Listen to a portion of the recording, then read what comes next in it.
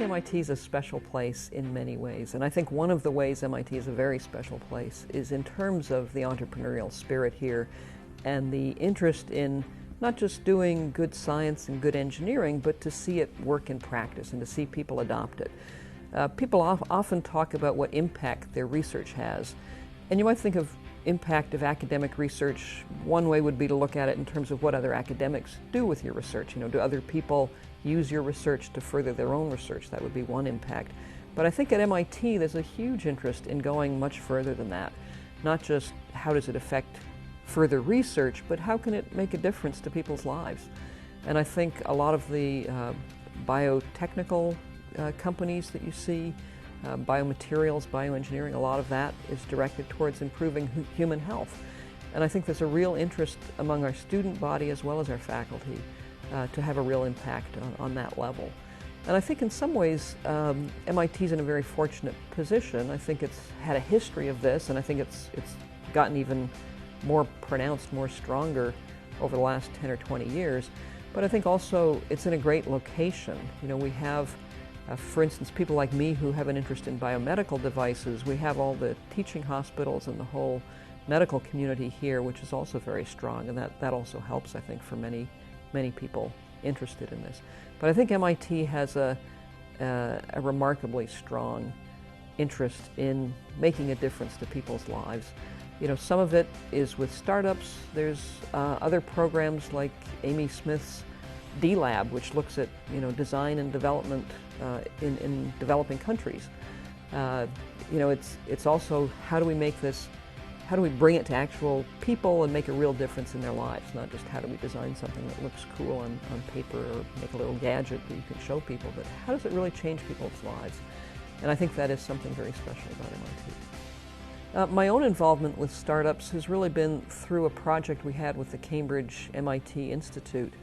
This was a collaboration between Cambridge and MIT that started probably a little over 10 years ago now, and ran, the research part of it ran for probably 6 or 7 years.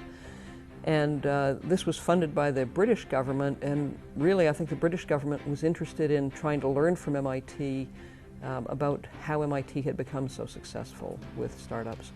And we had a collaboration with a group in material science at Cambridge.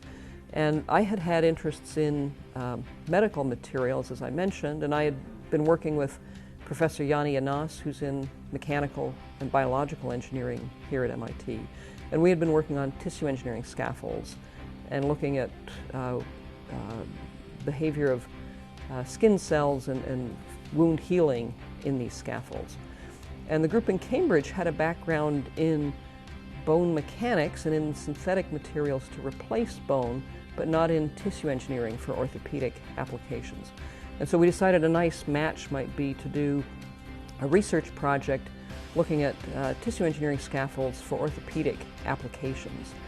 And we ended up taking the scaffold that Professor Yanas had already developed for skin, which is based on a collagen material, and then mineralizing that, because if you look at bone, the bone is a composite of collagen, like what is in the skin, and hydroxyapatite, which is a calcium phosphate mineral.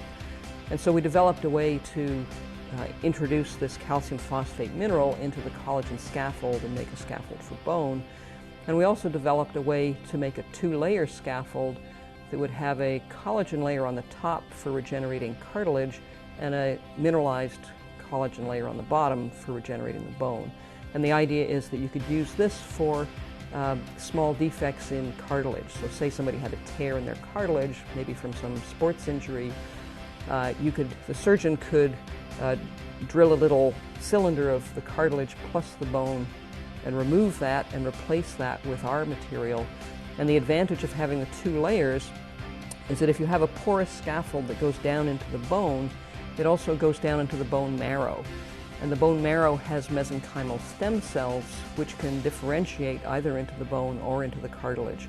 So by replacing or providing a scaffold for both the cartilage layer and the bone layer, you have these mesenchymal stem cells which rise up into both scaffolds and then can differentiate into two tissues.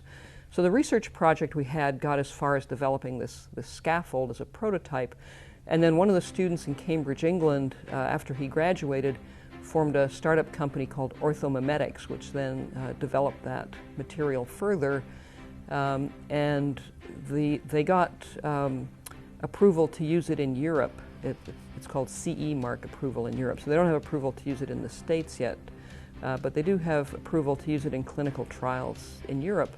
And an orthopedic surgeon started doing clinical trials, about 3 years ago now, and they had fair success with that, and I believe it's now in clinical trials at a number of hospitals in different cities in Europe.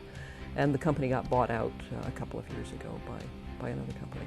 So that was, I think it was really a nice success story from the point of the collaboration with Cambridge, what we were able to develop, and I think it really accomplished the goals that the British government was hoping for by having this startup be successful and creating some jobs in the United Kingdom, and then leading to a clinical product.